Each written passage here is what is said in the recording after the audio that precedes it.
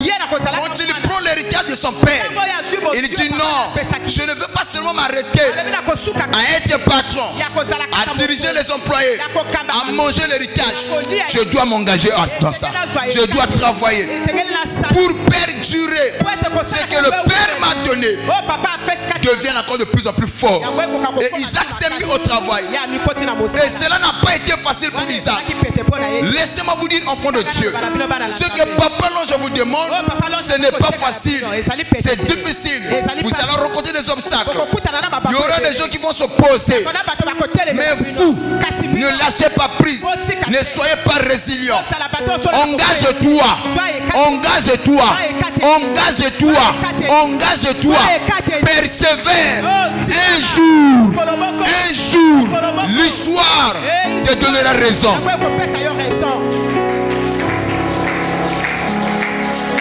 Et Bélé a battu aux amis à l'église. Ce que nous avons musala batu atelemene nga ngana koka makambuti. Yaya na ose moyo. Akoka katena wele la kate. Ngana wele la kate na ngana makambuti. OK. Fona na yo mtolinga makambuti. Yes. Na mboka o toza nango papa. Moto akopeso mukongo ne yo mata. Azate. Le bana de kono moto akochikola mukongo mata azate. Azate. Ok, c'est son choix, il est libre de m'aimer ou ne pas m'aimer. Il est libre de me soutenir ou de ne pas me soutenir. Il est libre de me croire ou de ne pas me croire. Mais tout ce que je sais, je m'engage. Il y a quelque chose qui ne peut pas me trahir. C'est mon engagement. Je m'engage dans ce que je fais. Ce sont les résultats qui vont changer les données. Il y a un gens qui boudé a boudé a sala iloko ni malonga ni na yebi mais na motema zo ba que noté musala sala ngana ko sala ko la été. Amen. Papa yana ba nso musala so kana motema bega. Amen. Amen. Amen. Comme tu me donnes pas une amen, je vais te poser quelque chose. Papa vandi ça. Est-ce que moi c'est mon gazao? Amen. Nous sommes na mbana njima kitoka muninga mbana. Ya wapi papa? Ya wapi? Mbanda nyonso atakuta yebi keno mbanda na ngana azalaka kano te ngana na mwasi me ye wana te bonga kitoko ni malonga sana aka wana pe mwasi mena sa mutema zo bakeno te akano mwendima esate mbuye bengo akotika na muninga mokongo te amata. Amen. Oh bonga sika mwasi bonga na nani ngana koba ya mwasi ngape na mwasi bongo mais aso ba keno na kokani na yete mais akoko ndimango te mwe ko esa bendele ezate alekinga na nini oh botika boye bokasi ya nini mokuse ne wana oh ba makiage sala kawana bilamba la takwana etepa la pote tika la pote enseigne batanga ba Jennifer batanga ba le message fidèle. Sko yo le bika batanga ba Abigail poto le batanga ngai batanga pena yo Thomas bozo komiye ba ke na kadi basa kitoko yo za na kati te le messager oh ya solo ba mwasi do batangi ba Jennifer Lopez ba Beyoncé batangi na Bible ko batangi lokola ba Basheba ba Abigail ba femme tsunami te basi o ba lenda kitoko penda ifanda bache na kati talaka ngana siko na kutuna mutuna mama yo tangi basi wana bongo yo miche wapi talaka wana molongo wapi soko mitangi yo moko tsiko za conscient que yo za basi kitoko te or so what conscient que wapi la kata basi kitoko batanga biso na ba Abigail ba Basheba ba Beyoncé ba China kati pourquoi yo mi longoli tika na yebisa yo ndengo zawa yana muntu akobundisa yo parce que akoko sa lokola yote. Amen. Amen. Mususu azali ko tonga yo alinga kayo alaka fwane na yo mais comme akoki ko s'afficher te abandi ko bimisa frustration na ko tonga kana ko finga kayo mais en réalité ya bato balandela kayo remarquez mingi ya bato batonga kayo bazalaka informé na ba makambo no nyonso c'est que balandela kayo. Yes. Tuna mituna boye boyeba kamakambo yo wapi nga calcula kabino tenga na gera kabino te mais nous yanga bino boyeba kandenge nini que na sala ki boye na baluka ki boye na lata ke lambe sima ki nzoto te mais boyeba yango ndenge nini c'est que bolondela kangai mais pourquoi bolondela kangai so que na za important te c'est que quelque part bolinga kangai mais bolingi ko ndima yango te bolinga nganga yes le message est fidèle tikana yebisa mama na yebisa papa na catégorie ya bato balingaka yo na deux catégories ya bato yana catégorie moko ya bato baza manifeste balakisa ke balingaka de manière positive. Amen. Deuxième catégorie ya bato balingaka yo ya bato balingaka mais qui ne veut pas se manifester, qui ne veut pas se dénoncer, s'afficher, bango bakobima lokola ba opposant na yo mais en réalité baza ba fan na yo. Amen. Ce qui mutu moko a comprendre pas yo kingai banda lelo ba o tu ba tonga kayo ba o tu ba loba kama bena yo bazali ba fane na yo ya di bato ba linga kayo bato ba ntima kayo. Amen. Amen.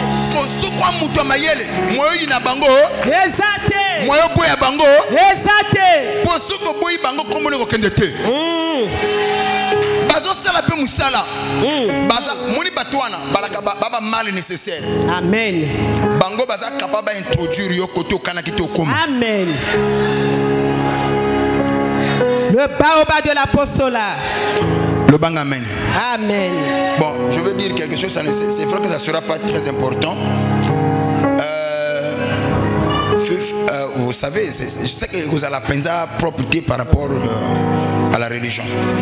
Mais on prend seulement cet exemple-là en rapport avec ce que je suis en train de dire. Il y a quelque chose qui s'est passé à cette époque-là, je crois, il y a de cela 2 ans, à visiter.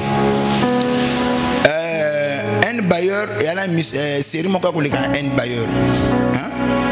Un bailleur. Maintenant, tant que c'est vraiment écartonné en Amérique, au point où il a battu le record, il y a meilleure série. Et 50 Cent peut faire ça la paix série Mokobaki Nango, comme vous avez dit, Kimangai. Oh, c'est comme ça en anglais, je ne maîtrise pas trop l'anglais. Il fallait pas ça la série, mais série na bango akina mbongo ya ko financer penza comme talité.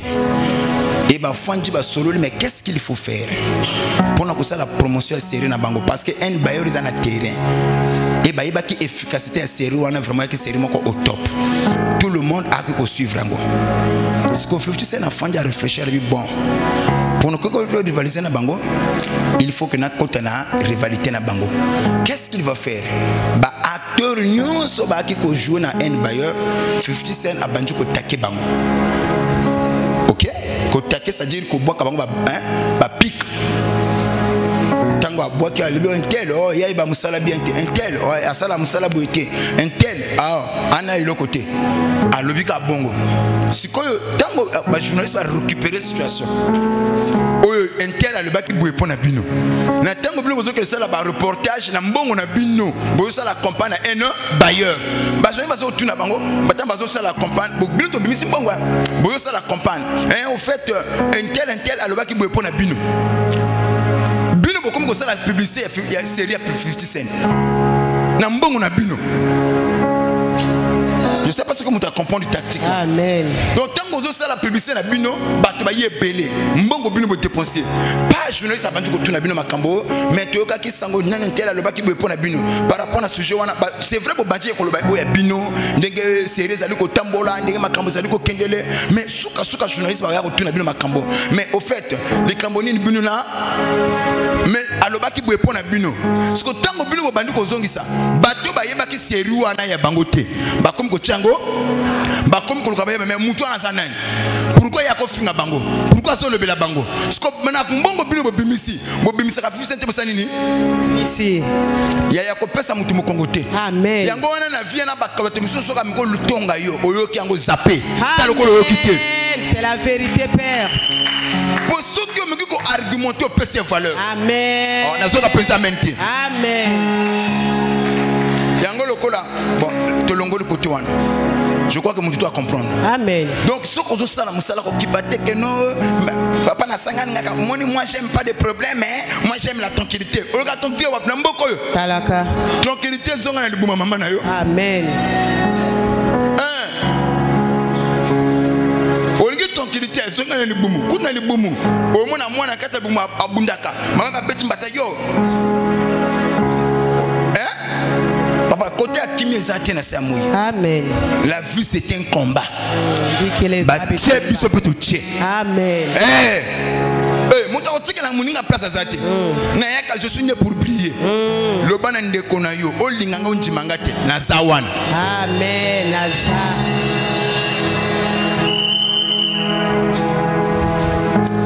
tanga parole. Soyez comme de Isaac. Ce matin je parle à un Isaac.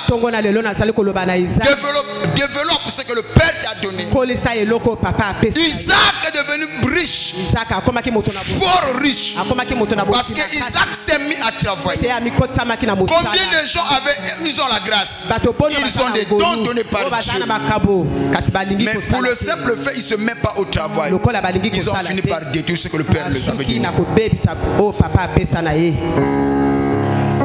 Parole. Il avait des troupeaux de menu bétail et des troupeaux de grand bétail. Et un grand nombre de serviteurs. Aussi les Philistins lui portèrent envie. Au point où la Bible dit, les Philistins ont commencé à porter à Isaac un regard mauvais. Pourquoi? Isaac à cause de la richesse na ye comme qui est belé pe makasi. Amen. Babi non, mubali oya cause la prospère na mboka na biso te. Kofuluka na mboka na biso. Il a des biens considérables. Asa solo na biloko ezali motuya. Yaya, bato abunisa ko pona nini? Tika obunda pona ko défendre biloko nzamba pesi yo. Amen. Yala kanabi des combats inutiles. Sana bitumba ya pamba pamba. Oui, zangatina. Bato ba tonga yo ba tongo point nini? Yo kioko. O lata kama be. Papa bitumana kolata bien na kolata mabe lo bengani e pesa ngani. Ojango tina motema. Yana bitumba bato so bunse non. Ye mbongo ne komi mo abelé. Ye aso matatu. To ça n'est pour kitisa ye. Wana bitumba moi je me bats pour défendre ma position. Na salu komi. Que na bebi sate on nza ma pesa ngai. Ce sont des combats qu'il faut livrer. Wana sali bitumbe sengeli to bunda na yango. Allons fire. Feu. Mon mbongo nanga kitate. Oui, affaire nanga koyate. Comment na marché tel na rivalité interne. Là c'est un combat et bien. Wana sabi tumba malamu. Bitumba ote asala ki batissage bo mama. Yani donc faut checker la ka bana mike. Talaka. Okoli. Talaka. Isaac le Philistin ont commencé à le combattre, à le haïr, à le détester à cause de sa richesse. Et notez bien, ce n'est pas la richesse donnée par le Père. C'est vrai au départ, c'est ce qu'on allait avec ce que le Père lui avait donné. Mais avec ce que lui-même il a su gagner, les gens étaient étonnés. Non, c'en est trop. Et il va commencer à creuser des trous. Oui, facile, frère. Tous les puits qu'avaient creusés les serviteurs de son père. Écoutez, le puits que le serviteur de son père avait creusé, les Philistins les remplirent. Et les Philistins les comblèrent et les remplirent de poussière. Écoutez, pour étouffer, parce qu'ils savaient la richesse d'Isaac était liée à l'élevage. Or, la force du troupeau, c'est leur breuvage. Et si maintenant, pour étouffer Isaac à Matate, Oyo Isaac ko permettre à Isaac à melisa ba même à bokola ba pate malam. Et sur quoi côté bazali qui c'était un terre aride. Et pour avoir de l'eau c'était difficile. Mais c'est dans ces contrées là que Isaac a pu émerger. Maintenant ils ont commencé à regarder comment on peut faire que pour que Isaac tombe. Laissez-moi vous dire ce matin, il y a des gens qui réfléchissent comment te faire tomber. Il y a des gens qui réfléchissent comment te détruire. Et ils ont réfléchi. Ils ont dit que voilà, comme le lieu dans lequel nous en sommes, c'est un terre aride. Ce qui fait sa force, c'est le troupeau. Oh, il n'y a pas de troupeau sans breuvage. Si on peut remplir tous les trucs que lui il a, et que son troupeau puisse manquer de l'eau, le troupeau va commencer à mourir. Et il ne va plus être plus riche. Il va commencer à s'affaiblir. Je lève ma main droite vers le ciel. Que tout ce que les gens calculent de mauvais contre toi soit nul, impuissant et sans effet. Batu bazali ko luka ko kwisa yo. Men yo moko pena molimo na nzambe kat na yo. O luka comment ko sauter bakal na bango. Amen. Oye bakani e comme les annules la pousser sans effet.